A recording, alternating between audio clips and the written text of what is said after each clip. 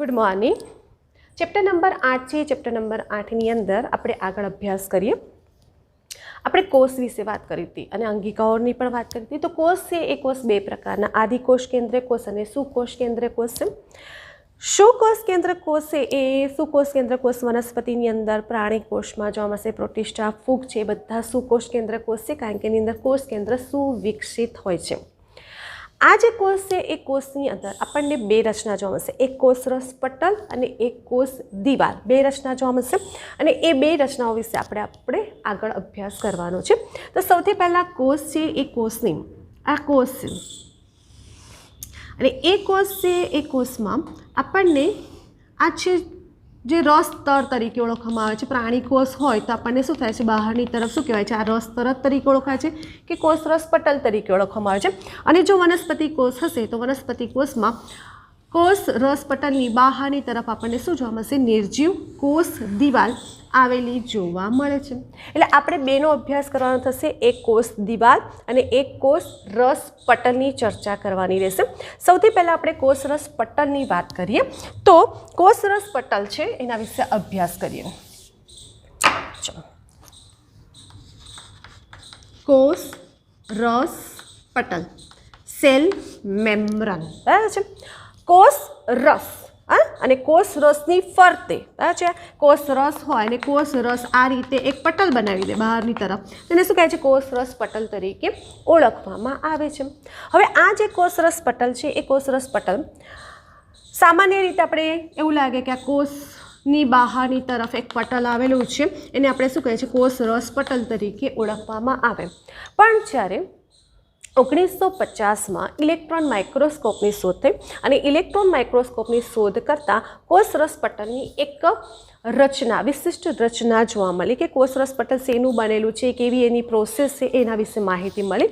ત્યાર પછી આપણા રક્તકણ છે એ રક્તકણના કોષ રસ પટલની માહિતી મેળવી અને કોષ રસ પટલની સંપૂર્ણ રચના માહિતી આપવામાં આવી। તો સૌથી પહેલાં આપણે કોષ રસ પટલ છે એ કેવી રચના છે જોઈએ। તો આપણને એવું થાય કે કોષ રસ પટલ છે એ કોષ રસ પટલ તો આમ એક લેયરમાં છે, આપણે એવું કહી શકીએ કે એક પાતળું પટલ છે એવું કહીએ, પણ એવી રચના નથી। કોષ રસ પટલ લિપિડની દ્વિસ્તરીય રચના ધરાવે છે, લિપિડના દ્વિસ્તરીય પડનું બનેલું છે। એટલે હું જો આ એક હું લિપિડનું પડ દોરું, આવું નથી પણ આપણે એક સમજવાનું છે, આ લિપિડનું એક સ્તર ને આ બીજા લિપિડનું સ્તર। હવે જો આમ તો બહુ નાની રચના જોવા મળે, ઇલેક્ટ્રોન માઇક્રોસ્કોપમાં આપણે આ રીતની રચના છે એવું કહી શકીએ, ઝૂમ કરીને જોઈએ છે। તો કોષ રસ પટલ છે એ કોષ રસ પટલ લિપિડ, બરાબર છે, આ જે રચના છે લિપિડના દ્વિસ્તરીય પટલનું બનેલું છે। ઓકે, એટલે અહીંયા પહેલું પડ અને આ બીજું પડ એવું કહી શકીએ છીએ। હવે આ જે કોષ રસ પટલ છે એ કોષ રસ પટલ પસંદગીમાન પ્રવેશશીલ પટલ અને અર્ધ પ્રવેશશીલ પટલ તરીકે વર્તે છે।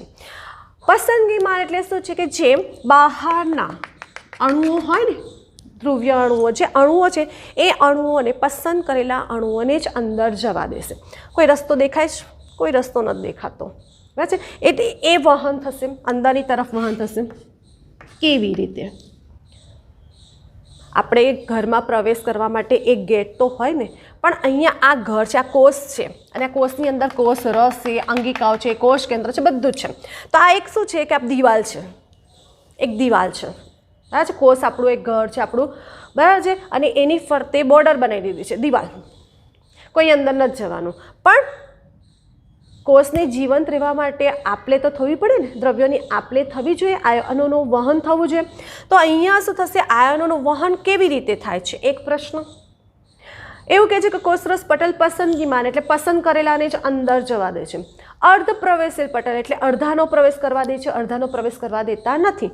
પણ અહીંયા તો કોઈ જગ્યાએ મને કોઈ દિવાલમાં છેદ દેખાતો નથી, તો કેવી રીતે અંદર જાય છે એ આપણે જોવાનું રહ્યું। એટલે કે વહન કઈ રીતે થાય છે ને એ વહન વિશે આપણે એક ટોપિક ભણવાનો થશે કે કોષ રસ પટલ દ્વારા અંદરની તરફ અણુઓનું વહન કેવી રીતે થાય છે એ આપણે સમજવાનું રહેશે. તો અહીંયા તમે જો કે આપણે સૌથી પહેલાં કે જે કોષરસ પટલ છે એ કોષરસ પટલની રચના કેવી છે એ આપણે જોઈએ. તો લિપિડનું દ્વિસ્તરીય પડ ધરાવે છે. જો હવે આ લિપિડ કેવી રીતે રચના ધરાવે છે, તો જો લિપિડ છે ને એ લિપિડ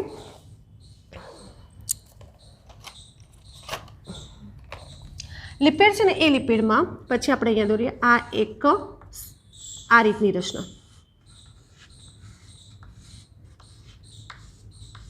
ઓકે, હું અહીંયા દોરું, બરાબર છે, આ રીતે. તો જે છે ને કોષરસ પટલમાં આ બહારની તરફ દેખો પહેલું જે સ્તર છે આ લિપિડનું સ્તર છે, પહેલું લેયર. આપણે કેટલા સ્તરીય છે? દ્વિસ્તરીયમાં એક જ સ્તરીય દોર્યું છે. એમાં આ ઉપરની તરફ જે ગોળ આકાર દેખ્યો છે, આ જે ગોળ આકાર છે એ ગોળ આકારને શીર્ષ તરીકે ઓળખવામાં આવે છે. આ જે છે તે ધ્રુવ્ય છેડા તરીકે ઓળખવામાં આવે છે, જે ફોસ્ફેટ ધરાવે છે. ઓકે, બહારની તરફ બરાબર છે. એટલે લિપિડનું દ્વિસ્તરીય પટલ છે જેમાં બહારની તરફ શું હોય? ઓલવેઝ શીર્ષ જ હોય, જે ધ્રુવ્ય છેડો છે. અહીં આ જે છે ને એ ધ્રુવ્ય છે એટલે જલ અનુરાગી છે, એટલે એને શું થશે? પાણીને અનુકૂળ હોય છે.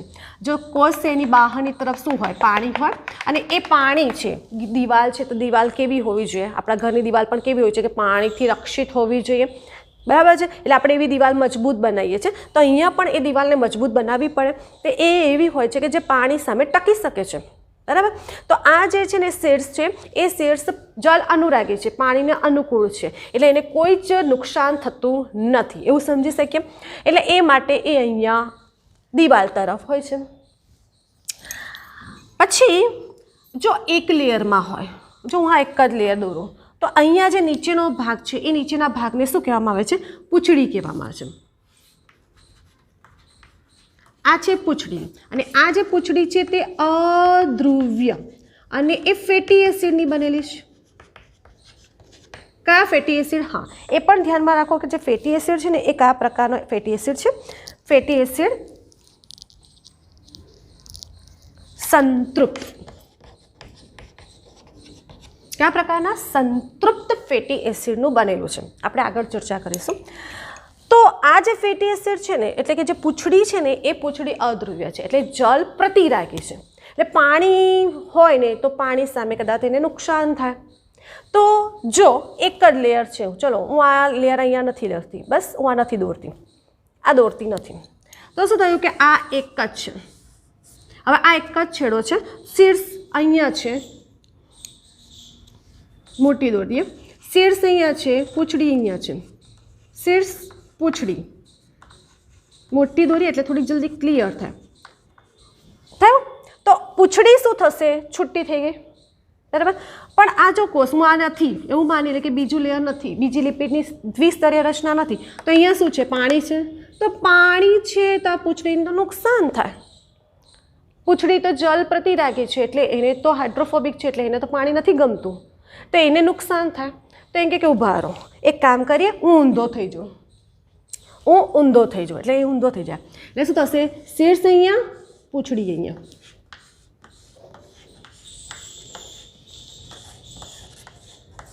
થઈ ગયું ઊંધા. એટલે શું કર્યું? ઊભો રહે, હું રક્ષણ કરું તારું. તો એ શું કરશે? શીર્ષ, પૂંછડી, શીર્ષ, પૂંછડી, શીર્ષ, પૂંછડી. થઈ ગયું. આવું એને લેયર બનાવી દીધું, બરાબર. તમે જો કે આ રીતની એની રચના બનાવી દીધી. તો ઓટોમેટિક શીર્ષ છે એ શીર્ષ અહીં આવી ગયો, એટલે એને તો પાછું અહીંયા પાણી આવ્યું, એટલે શીર્ષને શું થઈ ગયું? પાણી માટે અનુકૂળ છે, એટલે આ જે છે એને કોઈ જ નુકસાન નથી થતું. એટલે કેવી રીતે રચના ગોઠવાયેલી છે એ સમજવાનું છે કે કોષરસ પટલ છે એ કોષરસ પટલમાં શીર્ષ છે એ શીર્ષ એટલે કે ધ્રુવ્ય છેડો છે જે બહારની તરફ હોય છે, અને પૂંછડી છે એટલે કે અધ્રુવ્ય છેડો છે તે અંદરની તરફ હોય. બંને છેડા કેવા છે? અંદરની તરફ છે. કેવી રીતે ગોઠવણી છે સમજ પડી ગઈ. એટલે આ રીતે કોષરસ પટલની રચના એમને જોવા મળી. લિપિડનું દ્વિસ્તરીય પટલ ધરાવે છે, જે ફોસ્ફોલિપિડ ધરાવે છે. બરાબર છે, ફોસ્ફોલિપિડનો બનેલો જોવા મળશે. શીર્ષે ધ્રુવ્ય છે જે ફોસ્ફેટ ધરાવે છે, પૂંછડી છે જે અધ્રુવ્ય છે અને જે ફેટી એસિડ ધરાવે છે. હવે ફેટી એસિડ છે એ ફેટી એસિડ બે પ્રકારના હોય છે. આપણે આગળ ચેપ્ટર ભણવાનું છે કે ફેટી એસિડ આપણને બે પ્રકારના છે, સંતૃપ્ત ફેટી એસિડ અને અસંતૃપ્ત ફેટી એસિડ ધરાવે છે. જેમાં સંતૃપ્ત ફેટી એસિડ હોય છે ને, એ સંતૃપ્ત ફેટી એસિડની અંદર હાઇડ્રોકાર્બન છે ને, carbon carbon carbon carbon carbon બરાબર છે, એની ચેન હોય, લાંબી શૃંખલા હોય. કાર્બનની સંખ્યા 51 પણ હોય બરાબર છે, જે આપણે આગળ ચેપ્ટરમાં ભણીશું. કાર્બન કાર્બન કાર્બન કાર્બન જોડાયેલા તો એક બંધથી જોડાયેલા હોય. સિમ્પલ ખાલી એટલું સમજો કે કાર્બન કાર્બન હાઇડ્રોકાર્બન છે ને, જે એ એક બંધથી જોડાયેલા હોય તેને શું કહેવામાં આવે છે? સંતૃપ્ત ફેટી એસિડ તરીકે ઓળખવામાં આવે છે. જો કાર્બન કાર્બન વચ્ચે આવી રીતે આપણને શું જોવા મળશે? દ્વિબંધ જોવા મળે. દ્વિબંધ જોવા મળશે, એને અસંતૃપ્ત ફેટી એસિડ તરીકે ઓળખવામાં આવે છે. એટલે અહીંયા વાક્ય રચના આવે કે પૂંછડી છે તે અધ્રુવ્ય છે અને ફેટી એસિડ બરાબર છે, ફેટી એસિડ સંતૃપ્ત ફેટી એસિડ એટલે કે હાઇડ્રોકાર્બનની સંતૃપ્ત શૃંખલા ધરાવે છે. એટલે અહીંયા ક્લિયર થઈ ગયું કે કેવી રચના છે. થઈ ગયું. હવે આ જે લિપિડ છે એટલે લિપિડની દ્વિસ્તરીય ગોઠવણી થઈ ગઈ. હું આ હવે ભૂસી દઉં છું કારણ કે આપણે હવે ખાસ જે રચના છે કેવી રચના છે ક્લિયર થઈ ગયું. ચલો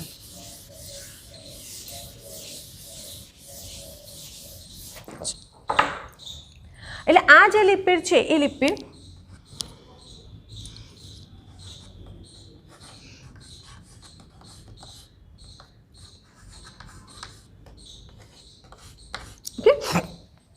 લિપિડ છે એ લિપિડનું એટલે આ થયું તમારું પહેલું લિપિડનું સ્તર, આ બીજું લિપિડ એટલે 1 અને 2 લિપિડના દ્વિસ્તરીય પટલની રચના ધરાવે છે.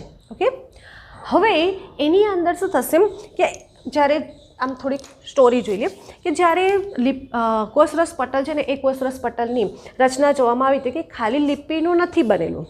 આ લિપિડ છે તે કે ના, એની અંદર પ્રોટીન પણ છે અને કાર્બોદિત પણ ધરાવે છે.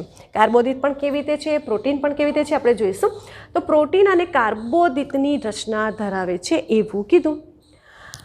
તો એમને કીધું કે આપણા માનવ રક્તકણ છે એ માનવ રક્તકણના કોષરસ પટલ, આ શું છે? કોષરસ પટલ. આકૃતિ જ્યારે એક્ઝામમાં પૂછે તો આ શેની આકૃતિ છે? કોષરસ પટલની છે. અને એ જે કોષરસ પટલ જો માનવ રક્તકણ છે એટલે આપણા રક્તકણ છે એ રક્તકણના જે કોષરસ પટલ છે એ કોષરસ પટલ હું આવી રીતે 2 લેયર દોરું છું હો. એટલે આની અંદર રચના છે. આ જે કોષરસ પટલ છે એ કોષરસ પટલની અંદર પ્રોટીન પણ છે અને લિપિડ પણ છે. જેમાં પ્રોટીન છે તે 52% છે અને લિપિડ છે તે 45% આપણને જોવા મળે છે. પ્રોટીન છે એ આપણને 52% અને લિપિડ છે તે તમને આપણને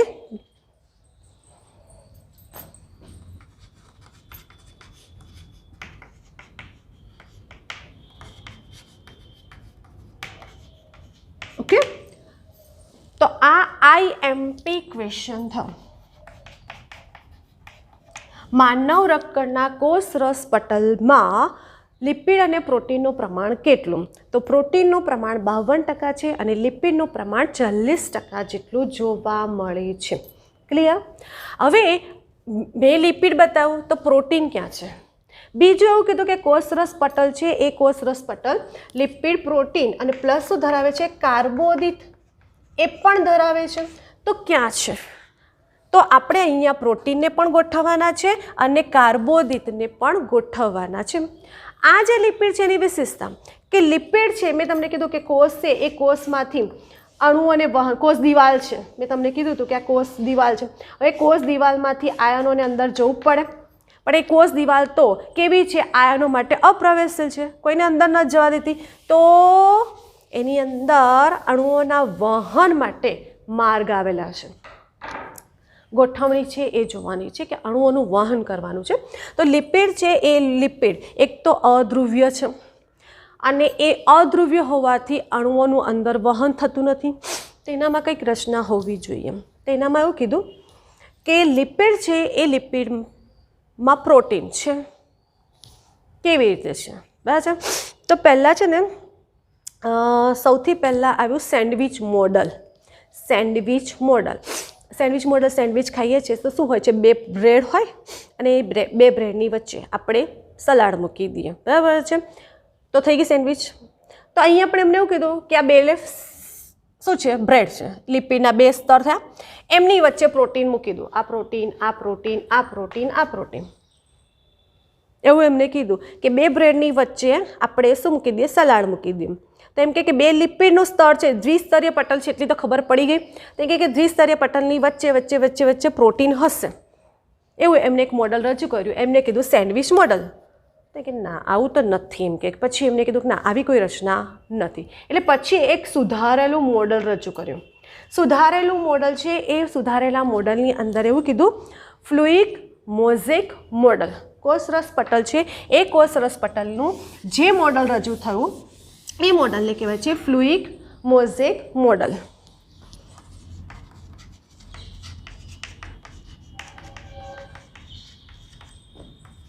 અને આ જે ફ્લુઇક મોઝેક મોડલ છે, તેમને કીધું કે લિપિડ છે, એ લિપિડની અંદર પ્રોટીન ગમે ત્યાં છે, ગમે ત્યાં છે એટલે બહાર, લિપિડની બહારની સપાટી પર છે, કોષરસ પટલની બહારની સપાટી પર, અંદરની સપાટી પર પણ ખૂપેલા છે. તેમને એવું કીધું કે લિપિડ છે, એ લિપિડ અલગ અલગ રીતે ગોઠવાયેલા આપણને જોવા મળશે. તો જોઈએ કઈ કઈ રીતે છે. તેમને કીધું કે લિપિડ છે ને, એ લિપિડ આ રીતે પણ છે, આર પાર ખૂપેલા જોવા મળશે. બરાબર છે, લિપિડ આપણને આર પાર જોવા મળશે. પછી કેટલાક લિપિડ છે, જો કેટલાક લિપિડ અંદરની તરફ પણ છે, આ લિપિડ અંદરની તરફ પણ છે, કેટલાક લિપિડ બહારની સપાટી પર પણ છે, બહારની સપાટી પર પણ છે, બરાબર. કેટલાક લિપિડ અંદર ખૂપેલા છે, આ છે ને આમ, આ રીતે. તો એમને એવું કીધું કે લિપિડ છે, આ બધા મેં દોર્યા છે, બધા શું છે, પ્રોટીન, સોરી હા, બધા પ્રોટીન છે. તેમને કીધું કે પ્રોટીન છે, એ પ્રોટીન કાં તો આર પાર ખૂપેલા છે, આર પાર ખૂપેલા છે, કાં તો અંદરની તરફ ખૂપેલા છે, છેટ અંદરની તરફ છે, બરાબર છે, કાં તો બહારની સપાટી પર છે. તેમને કીધું કે જે પ્રોટીન છે ને, એ બહારની તરફ છે, એટલે આપણે એને શું કહીશું, બહિર્ગત પ્રોટીન કહીશું, બહિર્ગત પ્રોટીન કહીશું. અંદરની તરફ છે એટલે આપણે એને અંતર્ગત પ્રોટીન કહીશું. અને આ આર પાર આપણને ખૂપેલા જોવા મળશે. તેમણે એવું કીધું કે જે પ્રોટીન છે ને, જો અંદરની તરફ હોય, જો અંદરની તરફ હોય તો શું એમને સરળતાથી રાસાયણિક ક્રિયાથી સરળતાથી દૂર કરી શકાશે? નહીં કરી શકાય. તો જે અંદરની તરફ પ્રોટીન છે તેને સરળતાથી દૂર કરી શકાતા નથી. અને જે બહારની તરફ છે, બહિર્ગત પ્રોટીન છે, એને સરળતાથી દૂર કરી શકાય છે. ક્લિયર? આ થયું ફ્લુઇક મોઝેક મોડલ છે, એની રચના છે. તો આ રીતે એમને એવું કીધું કે પ્રોટીન છે એ ગોઠવાયેલા જોવા મળશે. હવે કોણ રહ્યું? કાર્બોદિત છે.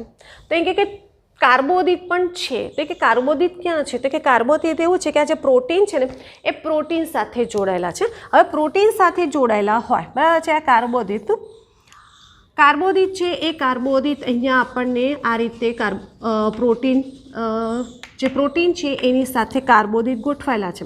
એટલે આ શું કહેવાય? તો જે પ્રોટીન સાથે કાર્બોદિત એટલે કે ગ્લાયકો, બરાબર છે, તો આપણે ગ્લુકોઝ, બરાબર છે, તો એ જે ગોઠવાયેલા છે એટલે એને શું કહેવાય છે? ગ્લાયકો પ્રોટીન કહેવાય, ગ્લાયકો પ્રોટીન તરીકે ઓળખવામાં આવે. આ જે ગ્લુકોઝ છે એ ગ્લુકોઝ પ્રોટીન સાથે ગોઠવાયેલા છે એટલે એને શું કહે છે? ગ્લાયકો પ્રોટીન. પછી આ લિપિડ છે ને, એની સાથે આ રીતે કાર્બોદિત ગોઠવાયેલા છે. તો આ ગ્લાયકો અને આ લિપિડ, તેને શું કહે છે? ગ્લાયકોલિપિડ. હા છે. તો એમને એવું કીધું કે લિપિડ છે, ગોઠવણી થઈ ગઈ, પ્રોટીન છે એની ગોઠવણી કરી, કાર્બોદિત પણ છે એની પણ ગોઠવણી કરી. અને કાર્બોદિત જો પ્રોટીન સાથે જોડાયેલા હોય તો ગ્લાયકોપ્રોટીન, અને જો કાર્બોદિત લિપિડ સાથે ગોઠવાયેલા હોય તો ગ્લાયકોલિપિડ તરીકે ઓળખવામાં આવે છે. ક્લિયર? તો આ રીતે કોષરસ પટલનું ફ્લુઇક મોઝેક મોડલ રજૂ થયું.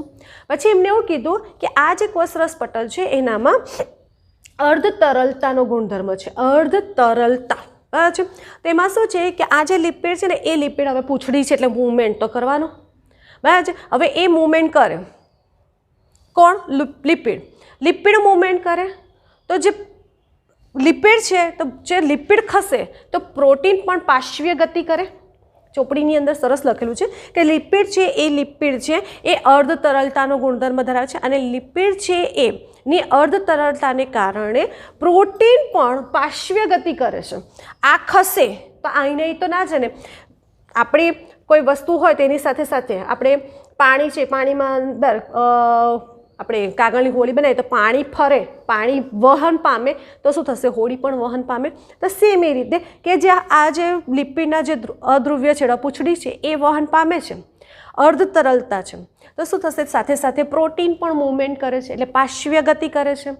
અને એ જે અર્ધ તરલતા છે એ અર્ધ તરલતાનો ગુણધર્મ રહેલો છે. અને આ જે અર્ધ તરલતા છે એના કોષરસ પટલની રચના પર આધારિત છે. ક્લિયર? તો આ થયું તમારે કોષરસ પટલની રચના. ક્લિયર કે કોષરસ પટલ કેવી રચના ધરાવે છે. હવે તમને કોન્સેપ્ટ ક્લિયર થયો. તો કોષરસ પટલ બહારની તરફ, કોષરસ પટલમાં લિપિડનું દ્વિસ્તરીય પટલમાં બહારનો જે ભાગ છે ગોળાકારનો શીર્ષ ભાગ કહેવામાં આવે છે. જે ધ્રુવ્ય છેડો છે જે ફોસ્ફેટ ધરાવે છે, નીચેનો ભાગ છે જેને પૂંછડી કહેવામાં આવે છે જે અધ્રુવ્ય છે, અને ફેટી એસિડ, સંતૃપ્ત ફેટી એસિડની રચના ધરાવે છે.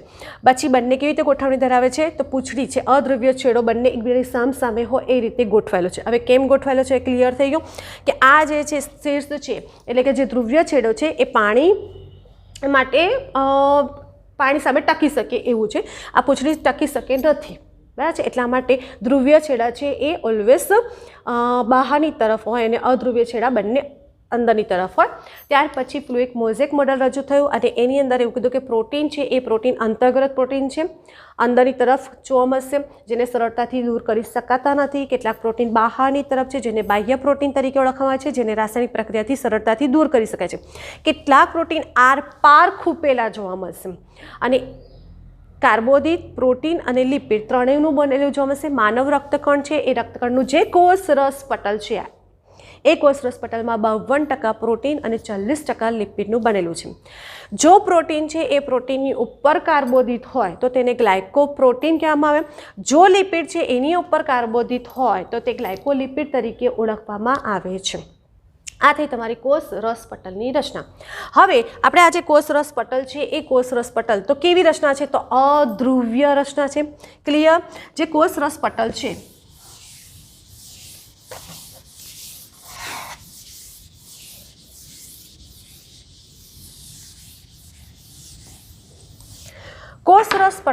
એ કોષરસ પટલ હવે સમજણ પડી ગઈ કે કેવી રચના છે.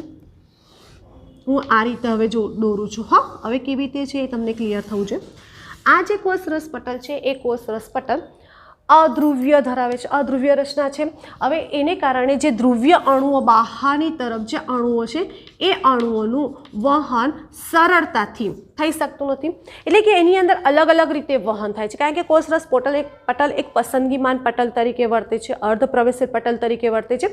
તેમણે એવું કીધું કે વહન છે તે અલગ અલગ રીતે થાય છે, વહન અલગ અલગ રીતે થાય છે. એમને એવું કીધું કે પહેલું વહન આપણે ભણીએ મંદ વહન. મંદ વહન તેવું કીધું કે કેટલાક અણુઓ, બરાબર છે, કેટલાક અણુઓ છે એ અણુઓનું સરળતાથી વહન થઈ શકે છે, પ્રસરણ દ્વારા પણ થઈ શકે છે. કેટલાક અણુઓ છે એ અણુઓનું સરળતાથી વહન થઈ જતું જોવા મળે છે, જેના માટે શક્તિની કોઈ આવશ્યકતા નથી. બીજું વહન છે એમને એવું કીધું છે કે આશ્રુતિ.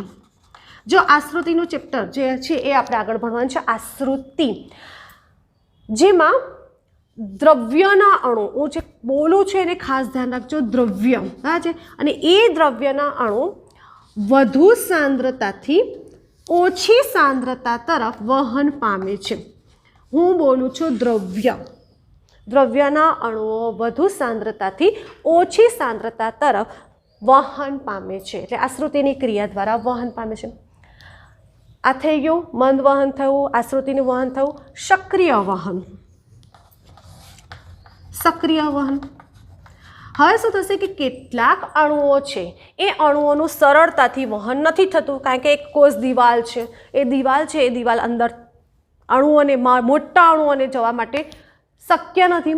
તો એના માટે શું થાય છે કે કેટલાક જે મોટા અણુઓ છે એ મોટા અણુઓના વહન માટે તેની અંદર વાહક અણુઓ આવેલા હોય છે અને એ વાહક અણુઓ છે એ વાહક અણુઓ અને અહીંયા કોષરસ પટલ છે એ કોષરસ પટલની અંદર માર્ગ આવેલા હોય છે। કોષરસ પટલની અંદર શું આવેલા હોય છે? માર્ગ આવેલા હોય છે અને એ જે માર્ગ છે એ માર્ગ સોડિયમ માર્ગ હોય, પોટેશિયમ માર્ગ હોય એવા માર્ગ આવેલા છે અને એ માર્ગ દ્વારા જ મોટા અણુઓનું વહન થતું હોય છે અને એ જે વહન થાય ને એ વહન માટે એમને એનર્જીની જરૂર પડે અને એ એનર્જી કોના દ્વારા મળે છે? એટીપી। તો અહીંયા શું થાય છે કે જ્યારે મંદ વહન થાય છે ને એ મંદ વહન સરળતાથી થાય છે અને સરળતાથી થાય છે એટલે એના માટે કોઈ એટીપીની આવશ્યકતા હોતી નથી। જ્યારે સક્રિય વહન છે એ સક્રિય વહન માટે મોટા અણુઓના વહન માટે શક્તિની જરૂર પડે છે અને શક્તિ કોણામાંથી મળે છે? એટીપીમાંથી પ્રાપ્ત થાય છે। એટીપી પૂરી પાડે છે અને એ જે આયન માર્ગ વહન છે એ આયન સોડિયમ માર્ગ છે, પોટેશિયમ માર્ગ છે, એ કેલ્શિયમ માર્ગ છે એવા માર્ગ દ્વારા અણુઓનું વહન થતું જોવા મળે છે।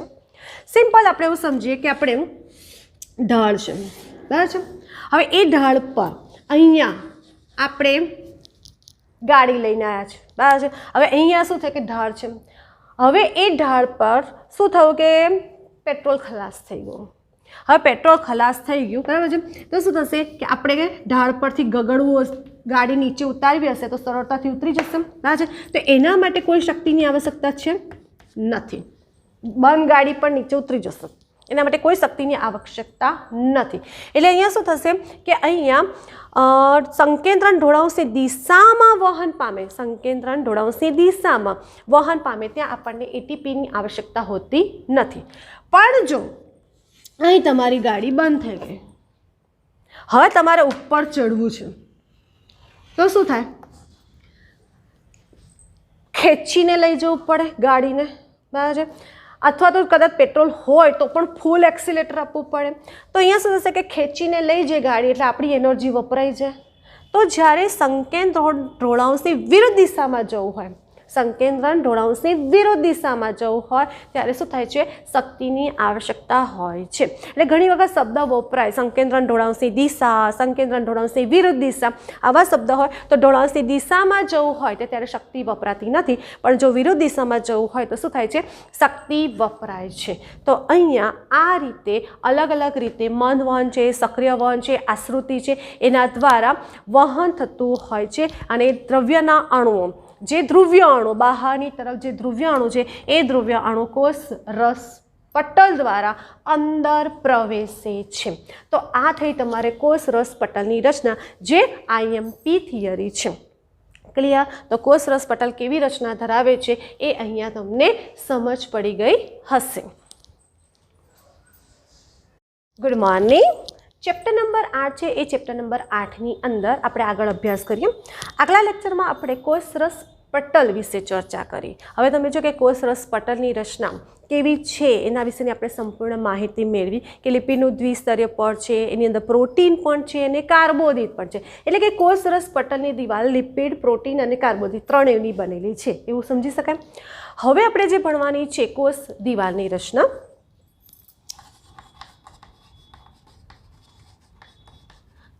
કોષ દિવાલ ક્યાં આવેલી છે, કોની અંદર આવેલી છે એ આપણે મહત્વનું છે। તો કોષ દિવાલ છે એ કોષ દિવાલ ફૂગ અને વનસ્પતિ, બરાબર છે, એટલે કે વનસ્પતિની કોષ દિવાલ સેલ્યુલોઝની બનેલી છે, ફૂગની કોષ દિવાલ કાઇટિનની બનેલી છે। આવું આપણે શબ્દ ભણીને આવ્યા છે, બરાબર છે। આટલું આપણને 8મા 9મા 10મા ધોરણથી જ આપણને ભણીને આવ્યા છે કે ફૂગની કોષ દિવાલ કાઇટિનની બનેલી છે, વનસ્પતિની કોષ દિવાલ સેલ્યુલોઝની બનેલી છે। તો લીલ અને ફૂગ અને વનસ્પતિ કોષ, બરાબર છે, એ કોષ દિવાલ ધરાવે છે, એટલું કન્ફર્મ થઈ ગયું। હવે આ જે કોષ દિવાલ છે એ કોષ દિવાલ ક્યાં છે?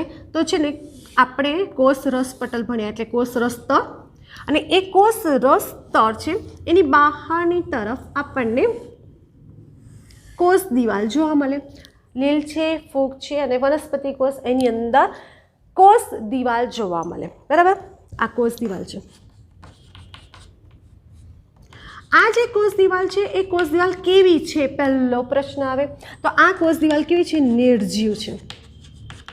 જો નિર્જીવ દ્રઢ રચના છે. તો તમે જો કે કોષ છે એ કોષ પોતે કોષરસ ધરાવે છે અને કોષરસ ધરાવે છે માટે એ જીવંત છે. લીલ છે, ફૂગ છે, વનસ્પતિ છે, બધાની અંદર કોષરસ છે જ અને કોષની અંદર કોષરસ અને એ જીવંત છે, જીવંત સેલ છે.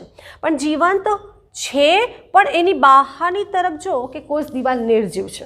એટલે આ થોડુંક કદાચ કોઈક MCQ હોય એને અનુલક્ષીને કે કોષ દિવાલ કેવી છે, નિર્જીવ છે, દ્રઢ રચના ધરાવે છે. તો શું કામ કરે?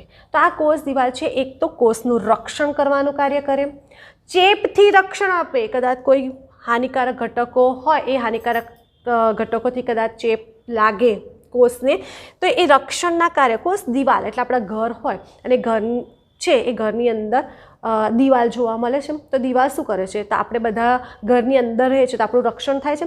સેમ એ રીતે કે અહીંયા જે કોષ છે, કોષ રક્ષણ દિવાલ છે એ કોષના રક્ષણના કાર્ય સાથે સંકળાયેલા છે, ચેપથી રક્ષણ આપે છે. તે ઉપરાંત શું કરે છે કે જે મહાઅણુઓ છે કે જે હાનિકારક અણુઓ, અનિચ્છનીય અણુઓ છે એને અંદર પ્રવેશવા દેતા નથી. ઓકે. વનસ્પતિ કોષની કોષ દિવાલ આપણે એવું કીધું કે કોષ દિવાલ છે એ કોષ દિવાલ વનસ્પતિની અંદર સેલ્યુલોઝની બનેલી છે એવું કહીએ. તો વનસ્પતિની કોષ દિવાલ છે એ કોષ દિવાલ સેલ્યુલોઝ સિવાય હેમિસેલ્યુલોઝ, પેક્ટિન અને પ્રોટીનની બનેલી છે. આ એક્ઝામમાં પૂછાય. વનસ્પતિની કોષ દિવાલ સેલ્યુલોઝ, હેમિસેલ્યુલોઝ, પેક્ટિન અને પ્રોટીનની બનેલી જોવા મળે છે. લીલ છે એ લીલની કોષ દિવાલ છે એ લીલની કોષ દિવાલ સેલ્યુલોઝ, મેનાનસ, ગેલેક્ટન્સ અને કેલ્શિયમ કાર્બોનેટ ની બનેલી જોવા મળે છે. એટલે આ એક MCQ થયા કે લીલની કોષ દિવાલ શેની બનેલી છે? તો લીલની કોષ દિવાલ સેલ્યુલોઝ, મેનાનસ, ગેલેક્ટન્સ અને કેલ્શિયમ કાર્બોનેટની બનેલી જોવા મળે છે. આ જે કોષ દિવાલ છે કોષ દિવાલની વિશેષતા કે કોષ દિવાલ છે ને એ પ્રાથમિક કોષ દિવાલ છે. પ્રાથમિક કોષ દિવાલ છે. હવે શું થશે કે કોષ પરિપક્વ થાય અને જ્યારે પરિપક્વ થાય ને એટલે કોષ દિવાલની પરિપક્વતા થાય. હવે કોષ પરિપક્વ પામે છે ને તેમ તેમ પ્રાથમિક કોષ દિવાલ નિષ્ક્રિય બને છે, નાશ પામે છે. એટલે કોષ દિવાલ છે જો પ્રાથમિક કોષ દિવાલ હશે એ પ્રાથમિક કોષ દિવાલ કોષ પરિપક્વ થતાં શું થશે? નાશ પામે છે. તો શું થશે? તો કોષ રસ છે ને એ કોષ રસ તરફ એક નવી કોષ દિવાલનું નિર્માણ થાય છે. એટલે પ્રાથમિક કોષ દિવાલ છે એ પ્રાથમિક કોષ દિવાલ કોષની પરિપક્વતા સામે શું થાય છે? નાશ પામે છે અને કોષ રસ તરફ નવી કોષ દિવાલનું નિર્માણ થાય છે. એટલે દ્વિતીય કોષ દિવાલનું નિર્માણ થતું જોવા મળે છે. તે ઉપરાંત આ જે કોષ દિવાલ છે કોષ દિવાલની અંદર આપણને શું હોય છે? મધ્યપટલની રચના જોવા મળશે. મધ્યપટલ આપણને ભણી ગયા છે કે કોષ છે એ કોષ છે બે કોષની વચ્ચે શું થશે? મધ્યપટલ. અને એ જે મધ્યપટલ છે એ મધ્યપટલ કેલ્શિયમ પેક્ટેટનું બનેલું છે. એટલે કેલ્શિયમ અને પેક્ટિનનું બનેલું જોવા મળશે. તો મધ્યપટલ છે એ મધ્યપટલ કેલ્શિયમ પેક્ટેટનું બનેલું છે. એટલે કેલ્શિયમ અને પેક્ટિનનું બનેલું જોવા મળશે. અને આ જે મધ્યપટલ છે એ મધ્યપટલ શું કાર્ય કરે છે? તો મધ્યપટલ શું કરે? બે કોષ છે બરાબર છે. આ એક કોષ,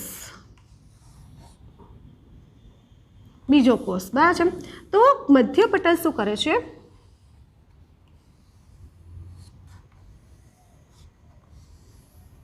એ મધ્યપટલ છે એ કેલ્શિયમ પેક્ટેટનું બને છે અને કોષ રસ તંતુઓ દ્વારા શું થશે? દ્રવ્યનું વહન કરે છે.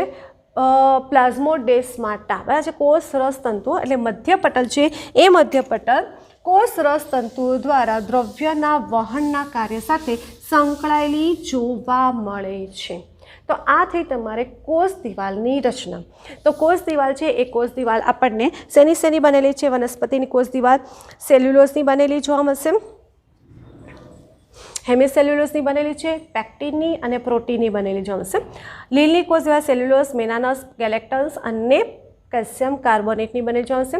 પ્રાથમિક કોષ દિવાલ હોય છે જેમ જેમ કોષ પરિપક્વ પામે છે એ નાશ પામે છે અને કોષ રસતર છે એ તરફ નવી કોષ દિવાલ એટલે કે દ્વિતીય કોષ દિવાલનું નિર્માણ થાય છે અને બે કોષ દિવાલ બરાબર છે એમની વચ્ચે શું આવેલું છે મધ્યપટલ અને એ જે મધ્યપટલ છે એ મધ્યપટલ દ્વારા કોષ રસતંતુઓ દ્વારા શું થશે દ્રવ્યનું વહન થતું જોવા મળે છે તો આ થઈ તમારે કોષ દિવાલની રચના ચલો હવે કોષ છે એ કોષની અંદર કોષ રસપટલ કોષ દિવાલ અંગિકાઓ બરાબર છે એની અંદર આપણે બે અંગિકાઓ છે જે બહુ જ નાની નાની અંગિકાઓ છે કોષ રસ કંકાલ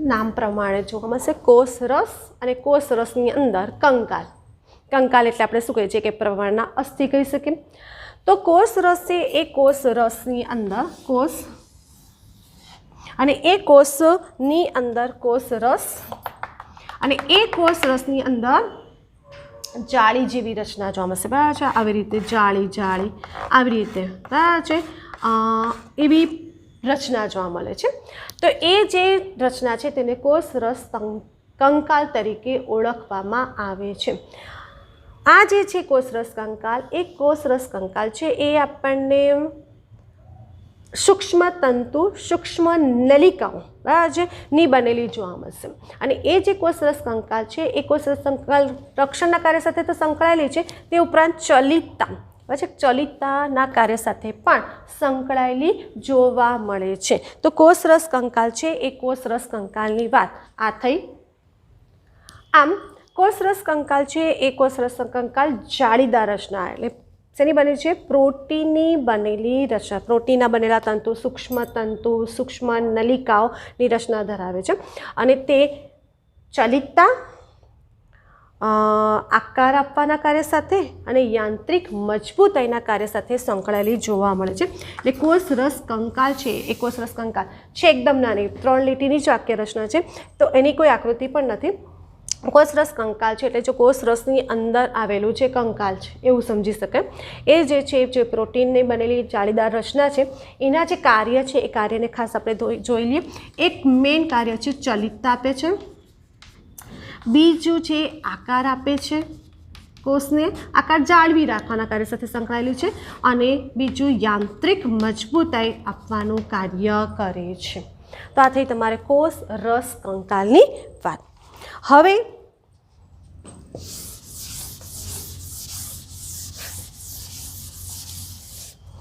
સૂક્ષ્મકાય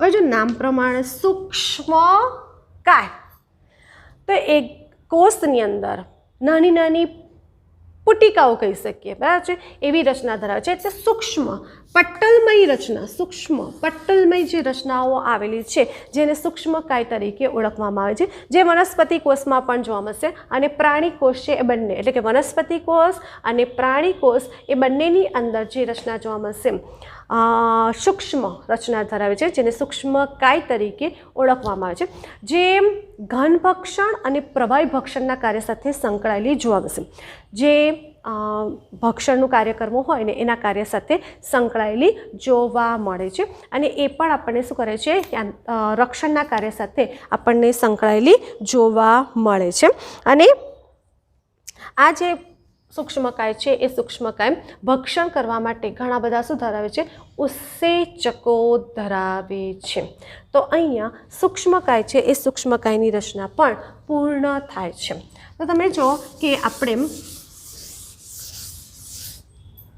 કોષ છે એ કોષની આપણે ચર્ચા જોઈ અને એ જે કોષ છે એ કોષની અંદર વનસ્પતિ કોષ પ્રાણી કોષ એની અંદર આવેલી જે અંગિકાઓ છે એ અંગિકાઓની વાત કરી તો અહીંયા કોષ રસ પટલ કોષ દિવાલ સાથે સાથે આપણે ચેપ્ટરની અંદર અંગિકાઓની પણ વાત કરી અંગિકાઓ છે લાઇસોસોમ હરિકણ અંતઃકોષ રસજાળ પછી તારા કેન્દ્ર પક્ષમાં એ બધી જ રચના આપણે કરી ચૂક્યા અને સાથે સાથે બે જે અંગિકાઓ પણ કહી શકીએ અથવા તો નાની રચના છે કોષ રસ કંકાલ અને સૂક્ષ્મકાય છે એની રચના પણ જોઈ તો આ સાથે અહીંયા આ જે ચેપ્ટર છે એ અહીંયા પૂર્ણ થાય છે.